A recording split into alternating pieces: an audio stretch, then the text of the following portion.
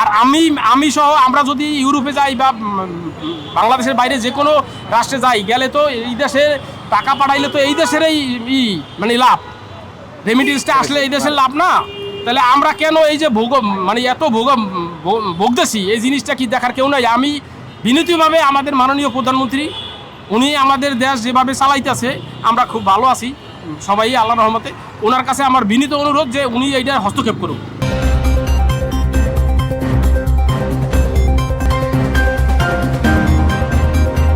প্রবাসী টিভি, সারা বিশ্বে বাংলাদেশ। প্রবাসী টিভি, সারা বিশ্বে বাংলাদেশ। আমি এখন আছি নাফি টাওয়ারের সামনে, যেখানে বাংলাদেশের প্রত্যন্ত অঞ্চল থেকে ইতালির ভিসার পেপার জমা দেওয়ার জন্য বাংলাদেশের নাগরিকরা আসে এখানে। আমার পাশে যে ভাইয়া, আমি ভাইয়ের সাথে কথা বলবো। ভাইয়া, আপনার নাম?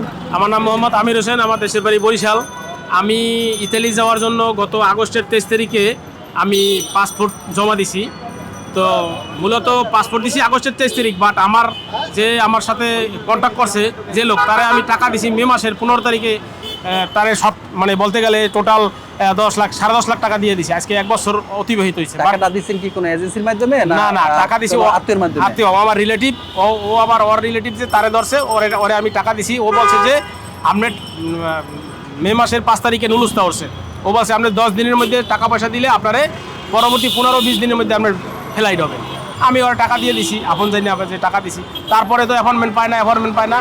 আগস্টের 23 তারিখে অ্যাপয়েন্টমেন্ট পাইলাম, দিলাম আগস্টের 23 তারিখে জমা দেওয়ার পর থেকে এখন পর্যন্ত কোনো মেসেজ আমি টিল নাও মেসেজ পাই নাই। তো আমার পরে যারা দিছে তারাও অনেক মেসেজ পাইছে। আমার প্রশ্ন হলো একটা, যে আমার যদি নুলুস্তা কোনো রকমের প্রবলেম থাকে, নুলুস্তারা যদি ফেক হয়, দ্যাটস ওকে, বাট আমার পাসপোর্টটা ফেরত দিয়ে দেব। আমি কেন সাফারিং করবো? আমার পাসপোর্ট তো অন্য কাজেও লাগতে পারে। আমি যে ইতালি যাব এটাই আমার একালে যাইতেই হবে এমন কোনো নাই, বাট আমার পাসপোর্ট দিয়ে আমি অন্য কিছু করতে পারি।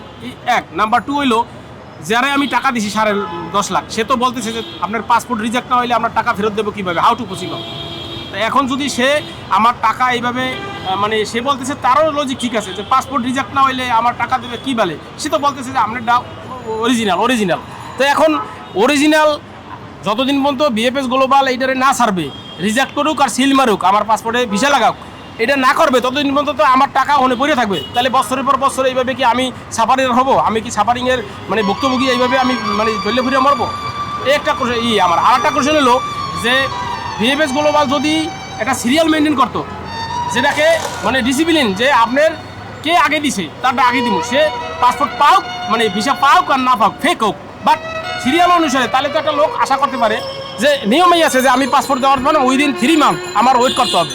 তাহলে আমি 3 মাস অপেক্ষা করবো, তারপরে তো আমার অপেক্ষা করতে হবে। কিন্তু দেখা যায় যে 15 দিন আগে জমা দিয়া সেও পাসপোর্ট পায়, রিজেক্ট হয়েছে বাট পাসপোর্ট পাইছে। তাহলে ও তো পাসপোর্ট পাইছে, ও যদি টাকা দিয়ে থাকে তার টাকাটাও ফেরত পাবে। কিন্তু আমরা যারা 9-10 মাস আজকে মনে করেন ভোগতে আসি, তা আমাদের গতিটা কি হবে?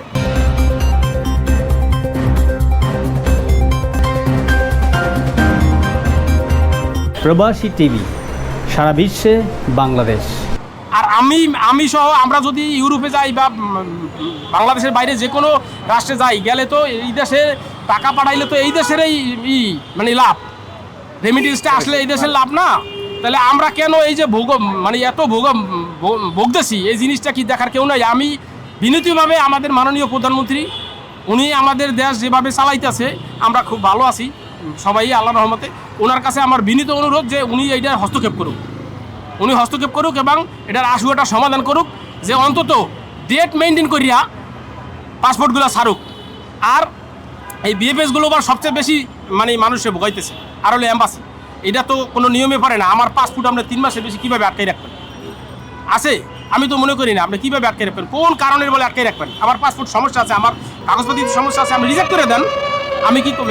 এটা নিয়ে মনে করেন আমরা ক্লেম করতে যাবো যে কেন রিজেক্ট করা হইলো, কেন কি হইলো, আমার ভিসা দেওয়া হইলো না কেন? আমার সর্বশেষ আমার দাবি একটাই, যে আমাদের সরকার এইটার মানে যে প্রপার যে মানে একটা ব্যবস্থা এইটা গ্রহণ করুক, সাধারণ মানুষের এখান থেকে মুক্তি করুক। ধন্যবাদ আপনাকে প্রবাসী টিকে সময় দেওয়ার জন্য। আচ্ছা, ওকে, আপনাকেও ধন্যবাদ, অনেক ধন্যবাদ আমারে আপনার সাক্ষাৎকার নেওয়ার জন্য। ঠিক আছে, আপনারা এটা একটু ওইভাবে আপনাদের মতো করে একটু করেন। ঠিক আছে, ধন্যবাদ আপনাকে। প্রবাসী টিভির পক্ষ থেকে আমরা কর্তৃপক্ষের দৃষ্টি আকর্ষণ করছি। আর সেই সাথে বিশ্বের যে প্রান্ত থেকেই আমাদের এই টিভি চ্যানেল দেখছেন সবাইকে আন্তরিক শুভেচ্ছা ও অভিনন্দন। Mohammad Manzur Islam Hira, Italy visa centre, Gulshan 1, Dhaka.